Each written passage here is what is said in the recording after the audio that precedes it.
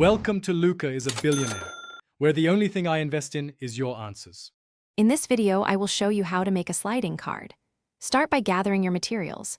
You'll need 2 pieces of cardstock, one for the base and one for the sliding element. Grab a pair of sharp scissors or a craft knife and a reliable adhesive like double-sided tape or craft glue.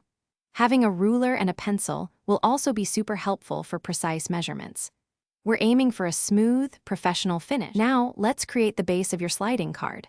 Take your first piece of cardstock and cut it to your desired card size, perhaps 5 inches by 7 inches when folded. Next, carefully cut a straight slot into the front panel. This slot should be about 3 inches long and 1/8 of an inch wide, allowing your inner card to slide smoothly.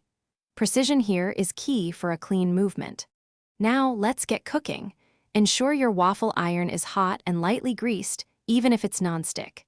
This prevents sticking and helps with browning. Pour approximately 1/2 to 3/4 of a cup of batter onto the center of the iron, depending on its size. Close the lid and cook for about 3 to 5 minutes, or until the steam stops and your waffles are beautifully golden brown and wonderfully crisp. Don't peek too early. Finally, let's put it all together. Carefully thread your sliding element through the slot in your base card. To prevent it from pulling all the way out, attach a small piece of cardstock or a brad to the back of the slider, acting as a stopper. This ensures a controlled movement. Test your card a few times to make sure it slides effortlessly. You've just created a fantastic interactive card. Thanks for watching and please subscribe. It's the best investment you'll ever make.